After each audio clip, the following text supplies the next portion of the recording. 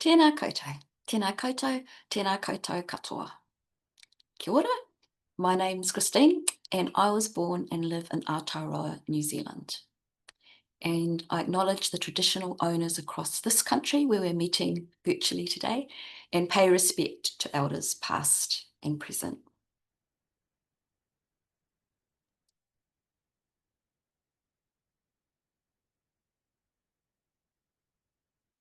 Today, I want to share some of my research on cat fostering for animal rescue by older people and if that's health promoting. Why does that matter? Well, I'm interested in whether involving more older people in fostering might be a win-win. A win-win in that it's got benefits for rescue organisations, older people and animals. And my focus is cat and kitten rescue. And part of my research is learning more about the rescue setting and some of the challenges that cat and kitten rescues face. I'm a PhD student and a cat fosterer, and my background and research field is health promotion. In the session, we're looking at fostering in the rescue environment then, and the place of older people. So to do that, I'm going to be covering the 4 things on this slide.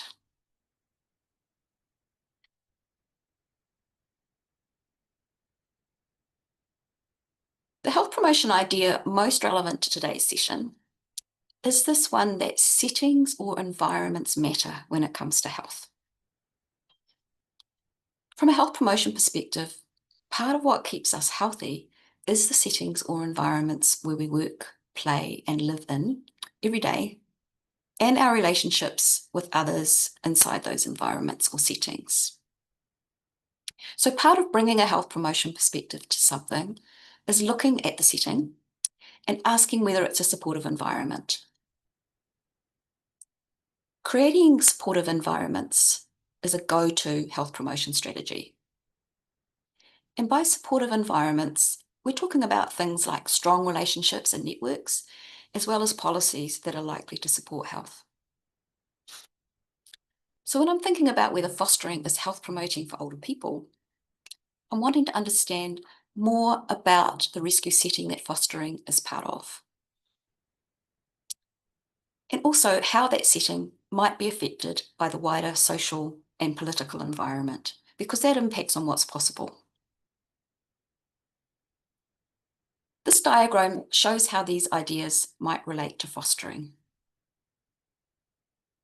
And applying the settings approach to fostering means asking a range of questions, finding out about some of these different levels. So not just is fostering good for older people, but what's fostering trying to achieve? What makes the rescue environment challenging overall? And what makes fostering more or less welcoming in that rescue environment for older fosterers? What I mean by rescues are organisations who care for lost, stray and abandoned animals. And in New Zealand, we use the term rescue mostly to refer to organisations who receive no government funding. That's in contrast to shelters, which is the name usually given to organisations who have contracts for animal control. Community fosterers, like the one in this photo, take foster animals home from rescues and live, work and play with them for a few days to several months or longer on their rehoming journey as part of the rescue process. Through an earlier national survey of New Zealand rescues, I found that 59% of animals in cat rescue at the time were in foster care.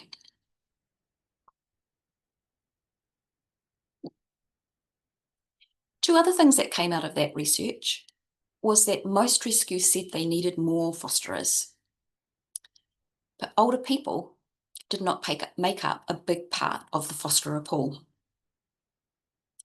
I asked the rescues as part of the survey to estimate the percentage of their fosterers who were 60 or older, and the median coming back was 10%, which is quite low. So that raised the question for me of if there's a place for more older people in fostering and what might be done to support that. Which brings us to the study I want to talk with you about today. And that study involved interviewing 14 cat and kitten rescue foster program representatives. And they were part of that wider national survey I just mentioned of animal rescue organisations. Their rescue was involved in cat or kitten rescue.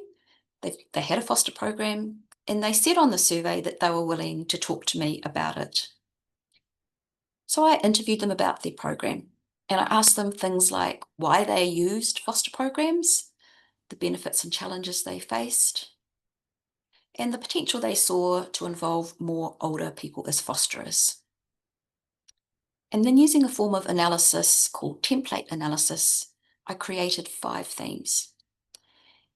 And I'm going to go through those 5 themes now and relate them to the overall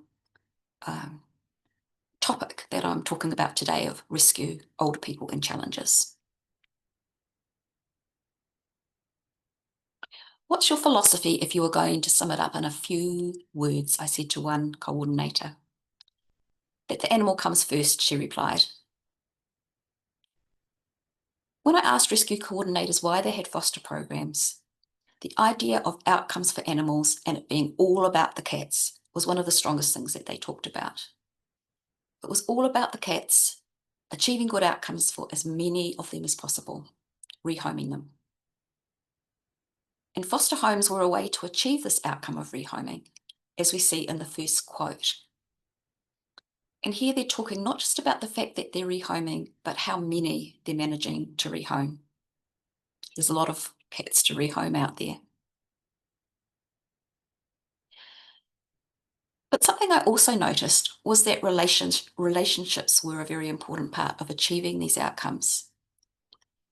Coordinators placed a lot of emphasis on the importance of socialising animals, for example, as a way to have successful rehoming. And also about the care that they took to match the cat, not just to the best final adoptive home, but with the most appropriate foster when they could, including taking into account the preferences of the cat, as you see in that second quote. Does the cat like them? Now, I'm still thinking about just exactly how this need to get the outcomes through and the importance of quality relationships fits together. But I think that it's going to be important when we think about different types of fosterers and what they might bring to rescue.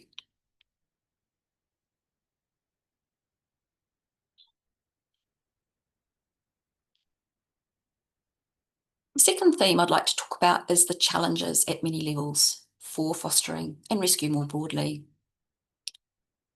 The coordinators did describe many challenges associated with fostering, from the individual fostering relationship with the animal, that you can kind of see in those first 2 circles, through to challenges of recruiting fosterers, the organisation, the daily organisation of the fostering work, and the final broader environmental layer, which affected their work. Things like the rental environment and broader socio-economic factors. The quotes on the left here refer to that. The first 2 quotes are from coordinators who talked about some of the challenges they faced.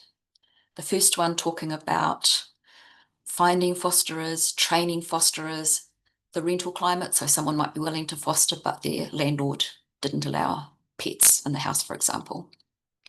The second one talks about the number of fosterers as well, but also the overall funding that they're dealing with, not having enough money, and issues with vets. Lots of things that rescue has to juggle to run a fostering program. And at the centre, there's still this idea of relationship. One commented about their foster homes crying every time that a cat goes, because the fostering relationship is a bittersweet one, with the end goal being to say goodbye. So, a challenging environment. My third theme is creating a supportive environment. And I've started by recognising that fostering programs themselves are a way of creating a supportive environment for animals. Fostering was actually a big change and a relatively recent move away from earlier responses to homeless animals, which housed them tucked away in specialist shelters. Now we have this model of rescues partnering with community fosterers who care for animals at home. and providing what's generally agreed to be a more supportive environment for animals. But what I'm talking about mostly in this slide, in this theme, is the relationships, networks, and ongoing community building that I heard about from coordinators to sustain their work. The work of humans, the program staff, and the fosterers, and to keep the organisation going. I heard so many examples of the way rescues were organising their work to prevent burnout, and the networks they were creating and the partnerships they were establishing, businesses and community groups being involved to make their rescue work more sustainable. But what I want to highlight today is the work that they're doing to ensure fosterers don't have to go it alone. Not just through providing them with individual training and support, but through creating community, because that's a very health promotion thing. I'll read what one coordinator said. And you know, the activity, fostering, it's not just about the cats. It's also a social network, a fundraising network, a bit of fun. So it's more than just feeding a cat. It's becoming part of a community. That sounds very soft and sappy, but that's what we're aiming for. A larger community experience. Now that's not always the case, because in contrast, another coordinator reflected to me on the impact of a less supportive environment on fosterers. She said, "We've had comments we're not social enough. We're not necessarily people-focused." I just recently had a lady and she said to me, "You know, nobody ever asked me how I was." And she's right, we don't do that. The question is, how is the kitten?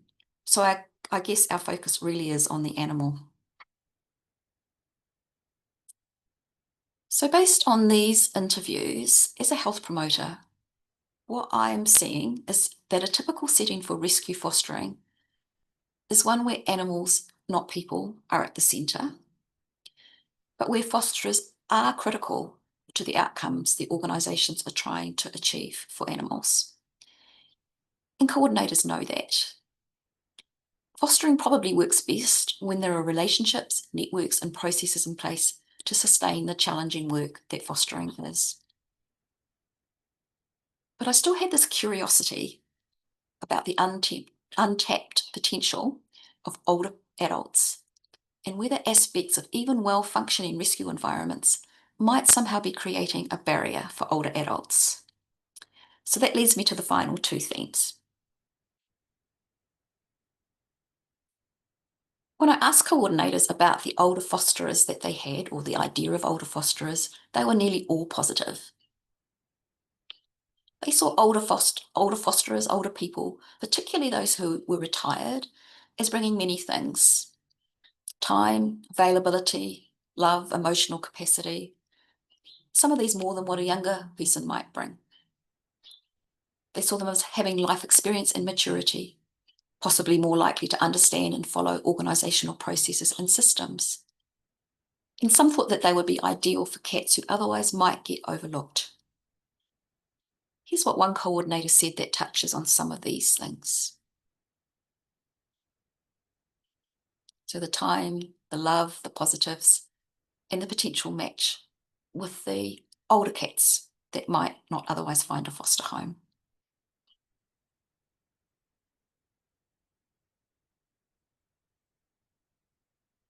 So if coordinators value older fosterers, what might be the reason that there's not more of them? Well, the interviews did suggest some aspects of the rescue environment that might unintentionally be restricting older people or be more challenging for older fosterers. There's a reliance on social media to communicate and run a program, which was quite widespread. And older people may be less likely to be comfortable with social media.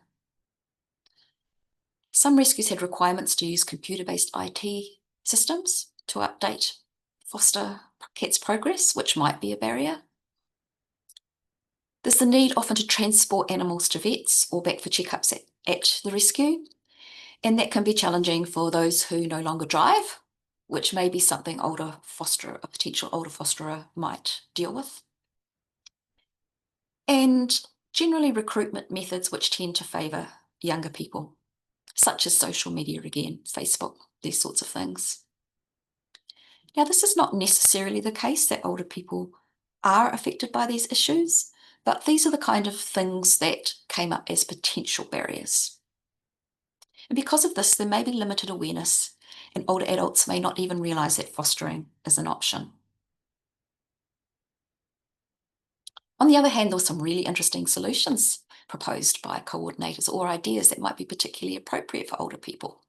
And I popped two of them up here. The first being the idea that families might work to do a kind of team-based fostering model, where the grandparent might look after the cat in the home, but supported in aspects of that fostering by children, such as the computer side or running the cat to the vet. And another coordinator spoke about how she would be more than willing to juggle the fosterers in her rescue workforce to provide transport if that was acting as a barrier. If an older person was willing to be at home with the cat, providing that relationship and medicating a cat, for example. So bringing all that together, there's two main points that I want to emphasise.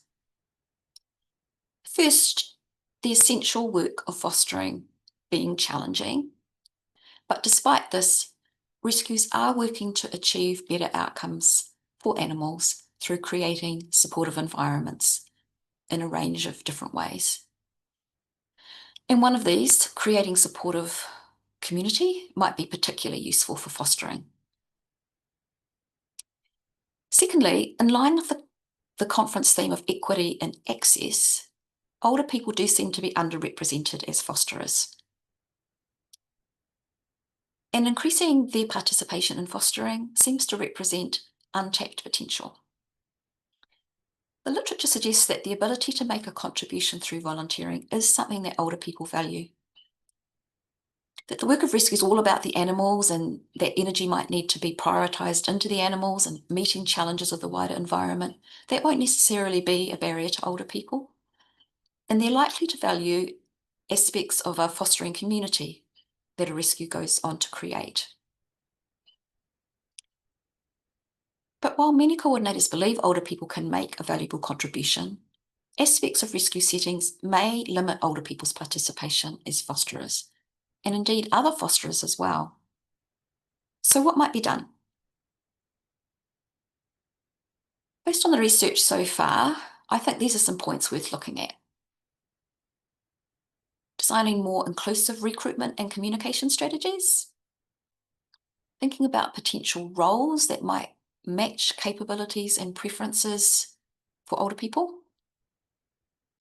Addressing potential barriers to fostering, such as transport and reliance on technology. And thinking about whether there might be a place for older, age-friendly, intergenerational or community-supported fostering models. And I wonder if some of these things might have benefits for fostering overall. So I'm sharing these tentative findings as a conversation starter because I want to learn from other people's experience. If you're working in this area or just interested in it, do these ideas ring true to you? Are they already familiar and nothing new? Do you disagree or have something to add? I'd love to hear from you. In terms of what is next to me, or next for me, is that I'm going to be interviewing older regular fosterers about what they gain from fostering and their challenges, including what they think might support more older people being involved in fostering. As a call to action, I'll leave you with two questions. The first, more relevant for those in fostering, but the second, perhaps a useful one to ask for everyone involved or concerned about animal welfare.